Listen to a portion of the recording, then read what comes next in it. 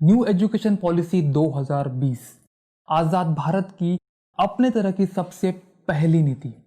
इसमें बच्चों को आज़ादी दी गई है अपनी शिक्षा खुद चुनने की। इसके तहत पूरे भारत में एक समान स्तर की शिक्षा दी जाएगी।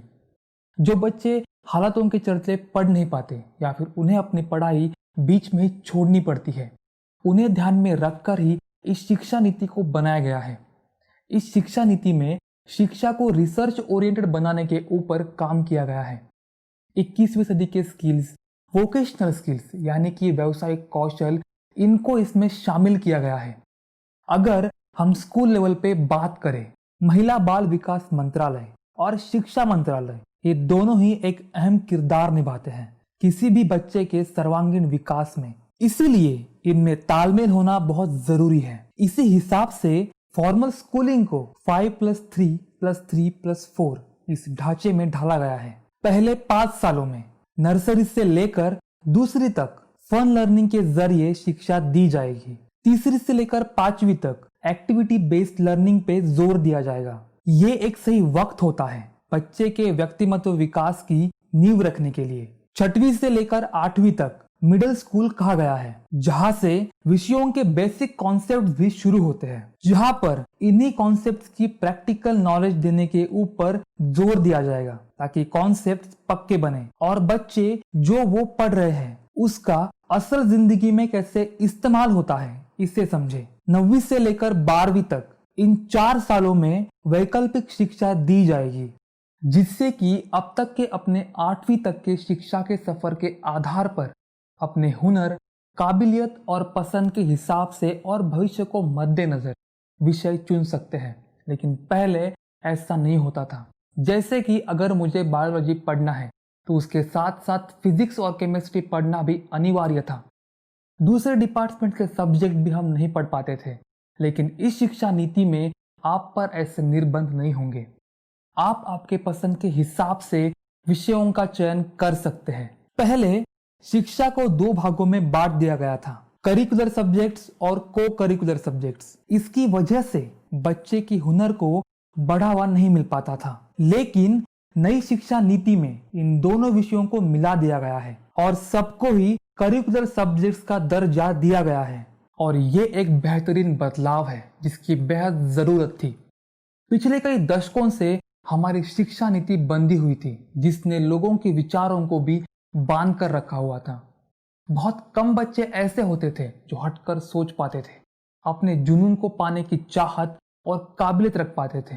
लेकिन इस शिक्षा नीति के चलते बच्चों के हुनर को सही राह मिल पाएगी। 360 डिग्री रिपोर्ट ये एक सही जरिया है लोगों की आंखों पर बंधी हुई आंकड़ों की पट्टी हटाने का। अब तक हम हर बच्चे की क्षमता को बस एग्जाम रिपोर्ट कार्ड के आंकड़ों के आधार पर मापते थे, लेकिन इस रिपोर्ट के जरिए बच्चे के सर्वांगीण विकास के हर एक पहलू के ऊपर बारीकी से काम किया जाएगा। इस शिक्षा नीति के अंतर्गत लगभग 35% तक सिलेबस को कम किया जाएगा। इसका मतलब ऐसा नहीं है कि पढ़ाई कम हो जाएगी, बल्कि उस वक्त को कॉन्सेप्ट्स को बारीकी से पढ़ाने में लगाया जाएगा ताकि बच्चे उस विषय के गहराई को समझे और जो वो पढ़ रहे हैं उसे असल जिंदगी में इस्तेमाल कर सके।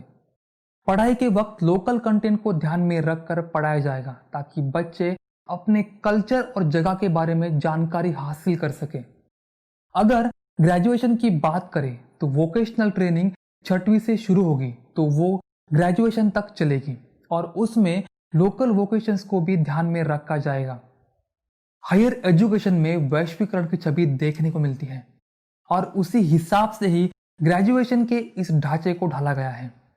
समझ लीजिए कि इर्द गिर्द के माहौल की वजह से या फिर किसी दबाव में आकर आपने किसी कोर्स में एडमिशन लिया है और 1 साल बाद आप उस कोर्स को छोड़कर किसी नए कोर्स में एडमिशन लेना चाहते हैं, तो वहां पर भी आपको नए सिरे से शुरुआत करनी पड़ती और इसके वजह से आपका पूरा 1 साल बर्बाद हो जाता। स्टूडेंट्स का इस तरह नुकसान ना हो, इसीलिए इस 4 साल के डिग्री का इनोवेशन किया गया है। इसमें पहले साल के लिए सर्टिफिकेट दिया जाएगा और क्रेडिट्स दिए जाएंगे जो कि एकेडमिक बैंक ऑफ क्रेडिट्स में जमा होंगे। समझ लीजिए कि 1 साल एक कोर्स करने के बाद छोड़ दिया और किसी और कोर्स में एडमिशन लिया तो उस एक साल के लिए सर्टिफिकेट और क्रेडिट्स मिलेंगे जो कि एकेडमिक बैंक ऑफ क्रेडिट्स में जमा हो जाएंगे। इससे एक साल बर्बाद नहीं होगा। अगर समझ लीजिए कि दूसरे वर्ष के बाद छोड़ने का निर्णय लिया तो डिप्लोमा मिलेगा। 3 साल खत्म होने पर डिग्री मिलेगी जिसका इस्तेमाल आप नौकरी के वक्त या फिर कॉम्पिटिटिव एग्जाम के समय कर सकते हैं। और 4 साल बाद मिलेगी डिग्री विद रिसर्च जो कि हायर स्टडीज के समय काम आएगी। हालांकि आप 3 साल के बाद भी पोस्ट ग्रेजुएशन कर सकते हैं लेकिन तब वो पोस्ट ग्रेजुएशन 2 साल का होगा और अगर आप 4 साल के बाद करते हैं तो 1 साल का होगा। और पोस्ट ग्रेजुएशन के बाद आप रिसर्च में भी जा सकते हैं। इस शिक्षा नीति में एमफिल को पूरी तरह से हटा दिया गया है। इस तरह की शिक्षा दुनिया में हमें समकक्ष खड़ी करेगी और इसी के तहत विश्व की 100 बड़े यूनिवर्सिटीज को भारत में लाया जाएगा। इससे जो बच्चे भारत के बाहर जाकर किसी और देश में पढ़ाई कर रहे हैं उन्हें वही सुविधाएं बड़े ही कम खर्च में भारत में उपलब्ध कराई जाएंगी। और जिस तरह बाहर के यूनिवर्सिटीज भारत में आ रहे हैं उसी तरह भारत के यूनिवर्सिटीज को भी बाहर के देशों में अपने कैंपस बनाने की सुविधा उपलब्ध कराई जाएगी।